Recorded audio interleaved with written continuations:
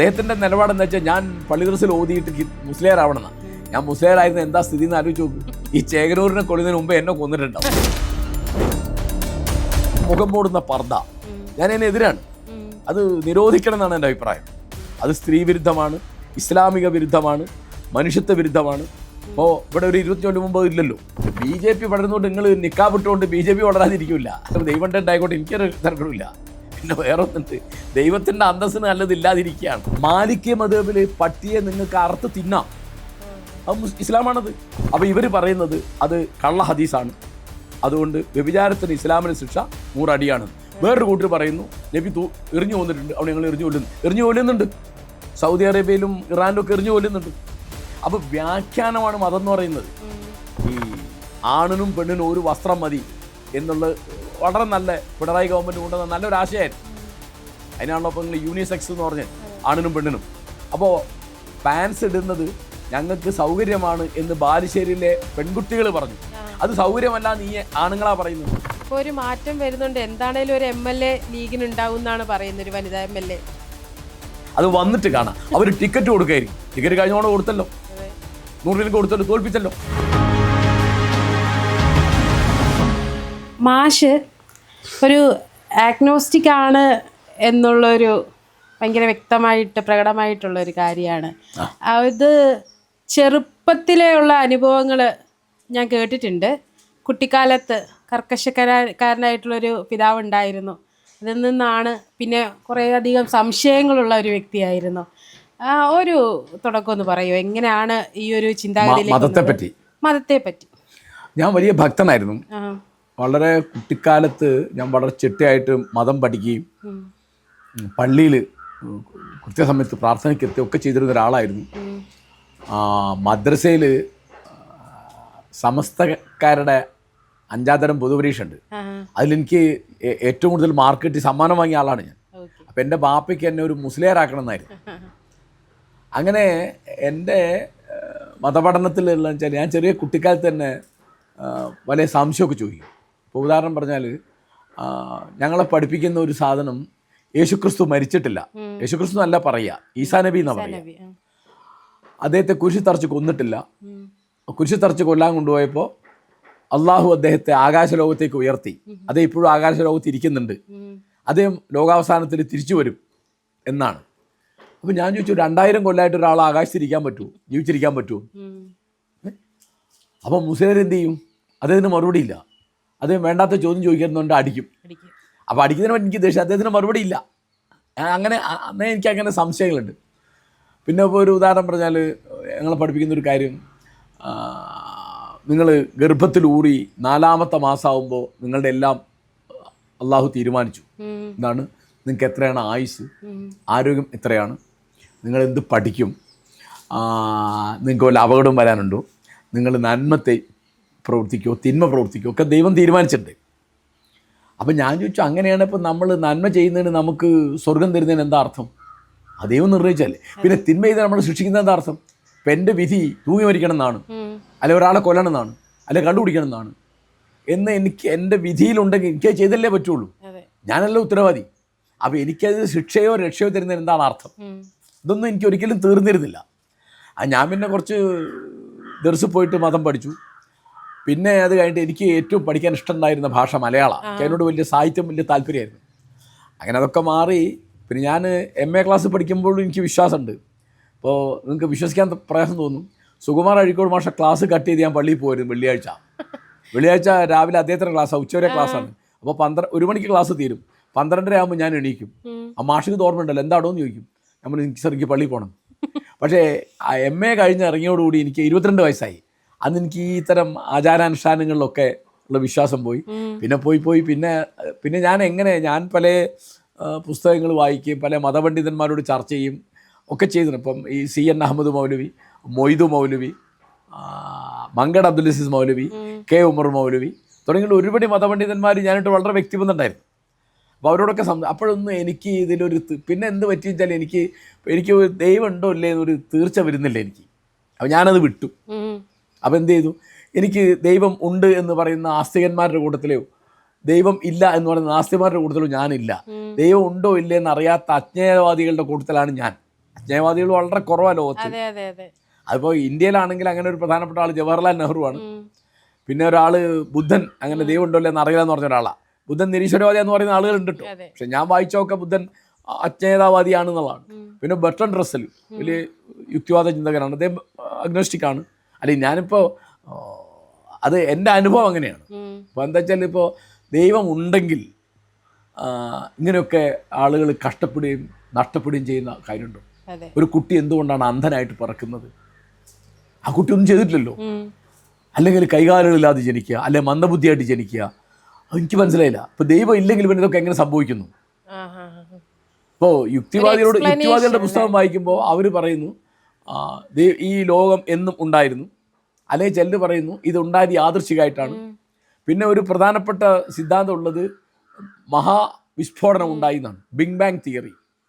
അതെങ്ങനെയുണ്ട്? അതിന് ഉത്തരമില്ല, അവർക്കും അറിയില്ലത്. ഈ പ്രപഞ്ചം എങ്ങനെ ഉണ്ടായി, മനുഷ്യജീവൻ എങ്ങനെ ഉണ്ടായി, ഈ പ്രകൃതി എങ്ങനെ ഉണ്ടായത്, ഇപ്പോൾ ഒരു പരിണാമമാണ് ഒരു വാദം. ആയിക്കോട്ടെ.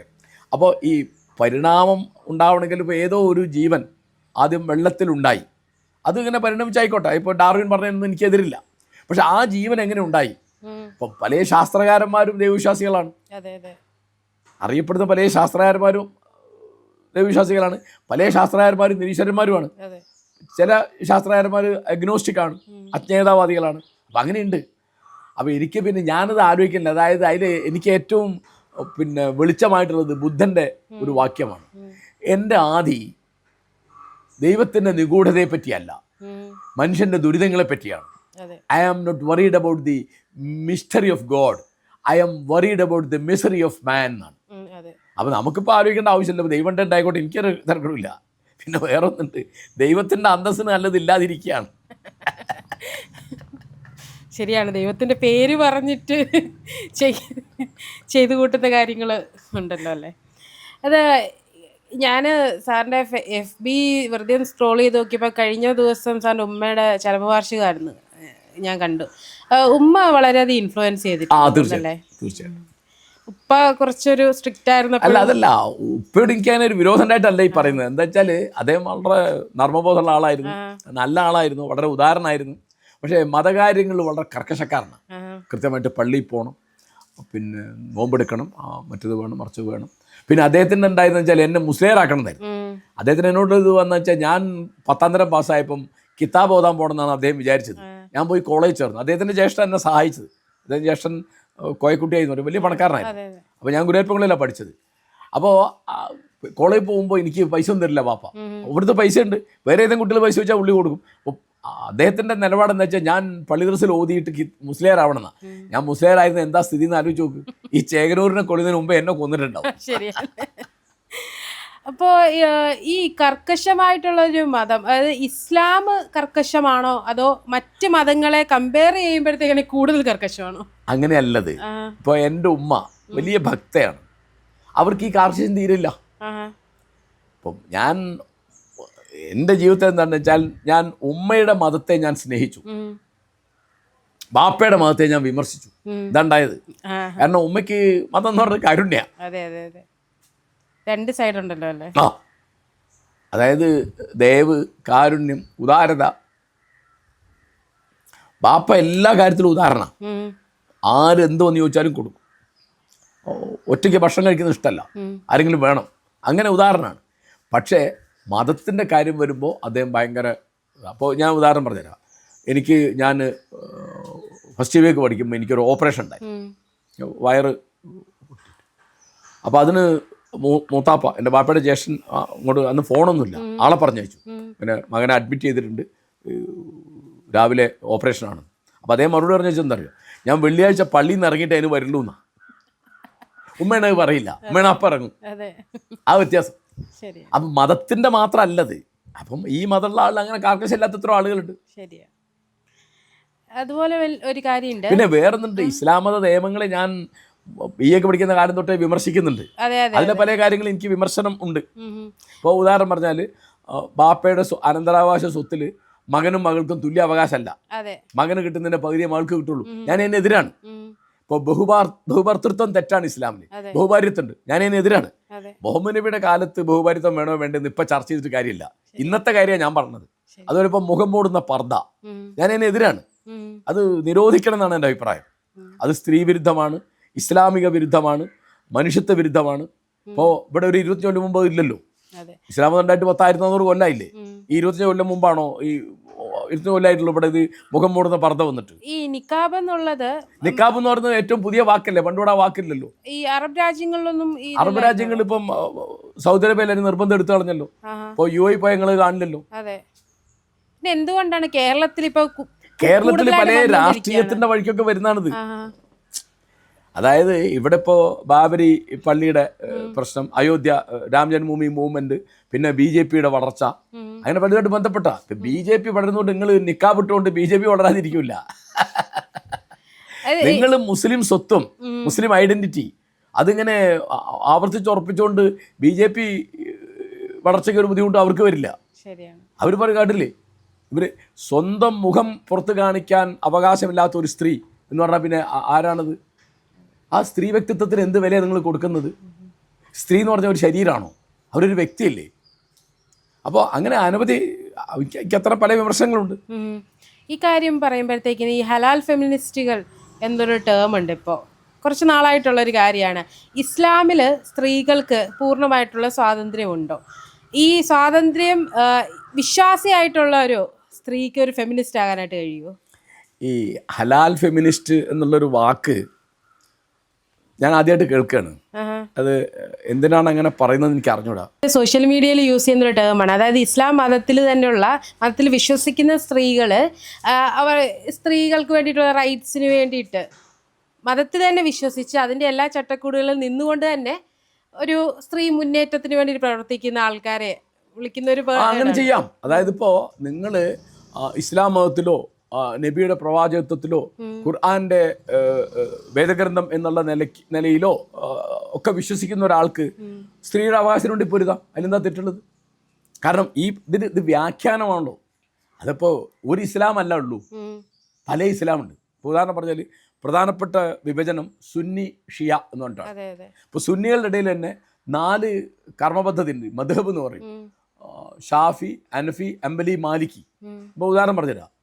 ഇപ്പോൾ നിങ്ങൾ ധാരാളം കേട്ടിട്ടുണ്ടാവും, മുസ്ലിങ്ങൾ പട്ടി തൊട്ടാൽ ആ പാത്രം 7 വട്ടം കഴുകും.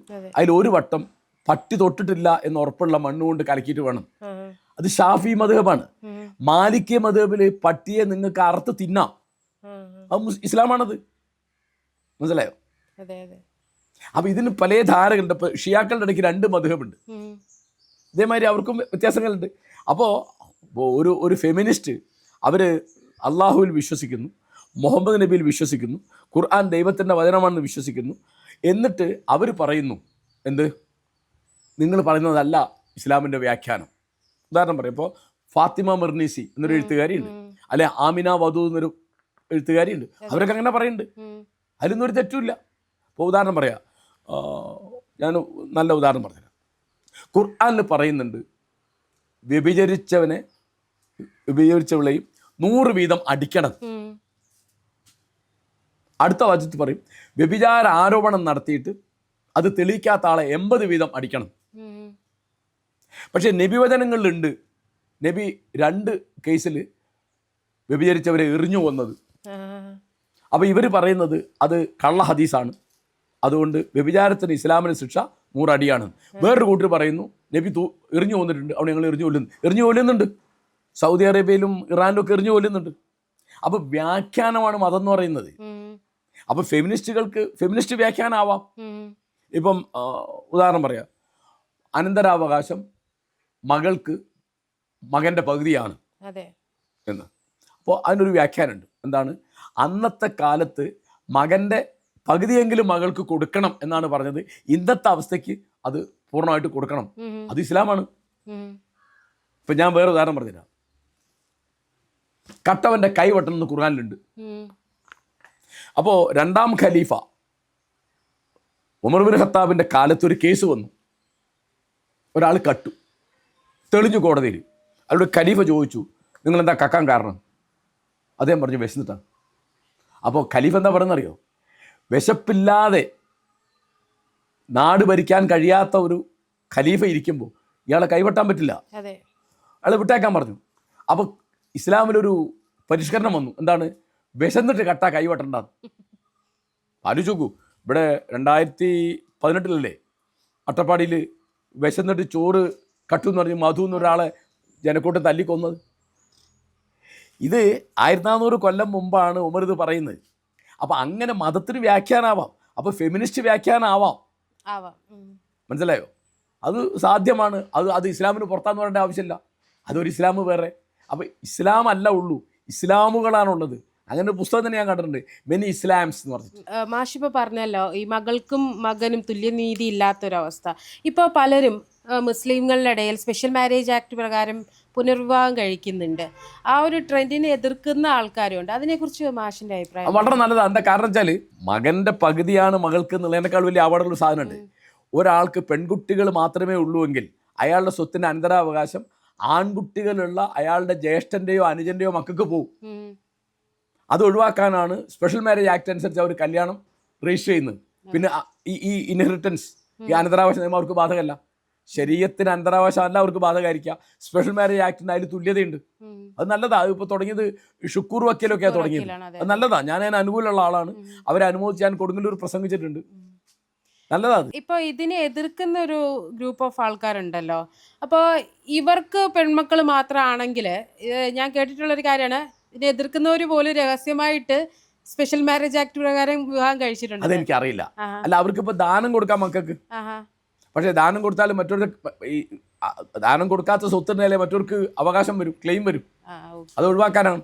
സ്കൂളുകളിൽ എന്താ പറയുക, യൂണിസെക്സ് യൂണിഫോമുകൾ, ഇപ്പം ഈ അടുത്ത് വന്ന സുംബ ഡാൻസ്, ഇതിനെതിരെ സംസാരിച്ചുകൊണ്ട് കുറേ അധികം പണ്ഡിതർ വന്നു. ഇവരുടെയൊക്കെ പ്രശ്നം എന്ന് പറഞ്ഞാൽ ആണിനും പെണ്ണിനും സമത്വം, അതാണ് ഈ കമ്മ്യൂണിസ്റ്റ് സർക്കാർ ഇവിടെ കൊണ്ടുവരാൻ ശ്രമിക്കുന്നത്. അതിനെ ഞങ്ങൾ എതിർക്കും എന്നാണ് പറയുന്നത്. ഇത്രയും പുരോഗമനമുള്ള ഒരു സൊസൈറ്റിയിൽ ഇതുപോലൊരു ക്ലെയിം അല്ല ഇതുപോലൊരു ആശയത്തിൻ്റെ ഒരു സാധ്യത എന്താണ്? അതായത് ഈ ഇവരെ വിളിക്കുന്നത് മതപണ്ഡിതന്മാരെന്നല്ല, പുരോഹിതന്മാരെന്ന്. അവർക്ക് മതനിഷ്ഠ ഉണ്ടാവില്ല എന്ന് ഞാൻ പറയുന്നില്ല, പൗരോഹിത്യമാണത്. കാരണം ആൺപെൺ തുല്യത എന്നുള്ളത് കൃത്യമായ അർത്ഥത്തിൽ ഒരു മതവും സങ്കല്പിക്കുന്നില്ല. അപ്പോൾ ഹിന്ദുമതം അങ്ങനെ ഒരു മതം ഉണ്ടെങ്കിൽ, അല്ല ഹിന്ദു പാരമ്പര്യം എന്ന് പറയാം, ക്രിസ്തു മതം, യഹൂദ മതം, സിഖ് മതം, ഒരു മതവും സ്ത്രീ പുരുഷ തുല്യത കൃത്യമായിട്ട് അംഗീകരിക്കുന്നില്ല. സ്ത്രീകൾ പീഡിപ്പിക്കപ്പെടുന്നുണ്ട് എല്ലാ മതവിഭാഗങ്ങളിലും. അളവിന് വ്യത്യാസം ഉണ്ടാവും. ഇപ്പം ബഹുഭർത്തൃത്വം മഹാപീഡനല്ലേ, ബഹുഭാരിത്വം മഹാപീഡനല്ലേ. അപ്പോൾ ഇത് ഇപ്പം ക്രിസ്തുമതത്തിൽ ബഹുഭർത്തൃത്വം ബഹുഭാരിത്വം ഇല്ല. പക്ഷേ വിവാഹമോചനം പാടില്ല എന്നുണ്ട് അവിടെ. ഇപ്പം മകൾക്ക് അനന്തരാവകാശം കൊടുക്കേണ്ടെന്നുണ്ട്. മേരി റോയുടെ കേസ് വന്നിട്ടും കാര്യങ്ങൾ മാറിയിട്ടാണ് ഞാൻ അറിയുന്നത്. കോട്ടയത്തൊക്കെ ഇപ്പോഴും നിലനിൽക്കുന്നത്. അതെ. ഞാൻ പറയുന്നത് പുരുഷന്മാർക്ക് വേണ്ടി ഉണ്ടാക്കിയ പുരുഷന്മാരുടെ ഏർപ്പാടാണ് മതം എന്ന് പറയുന്നത്. പുരുഷന്മാർക്ക് വേണ്ടി ഉണ്ടാക്കിയ പുരുഷന്മാരുടെ ഒരു ഏർപ്പാടാണ് മതം.